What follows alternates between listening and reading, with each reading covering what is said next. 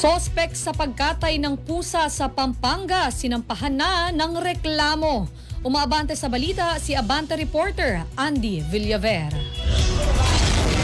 Nagsampa na ng reklamo ang mga kawani ng Bataan Animal Welfare laban sa kelot na kumatay ng pusa. Nangyari ang krimen noong November 7 sa Angeles City, Pampanga. Namataan pa sa CCTV ang nangyaring pagkatay kung saan 3 pusa ang nabiktima ng suspect. Agad naman itong nirespondihan ng naturang ahensya. Sa video na pinost ng mga ito online, hinalungkat nila ang freezer ng suspect at na-recover dito ang 3 supot na naglalaman ng hinihinalang karne ng pusa. Matapos umano ang 2 magkasunod na araw ng pag-asikaso, formal nang inihain ang kaso. Posible namang maharap sa hanggang 2 taong pagkakakulong ang suspect dahil sa paglabag nito sa Republic Act 1063-1 o ang Philippine Animal Welfare Act of 2013. Ito si Andy Villaver, Abante.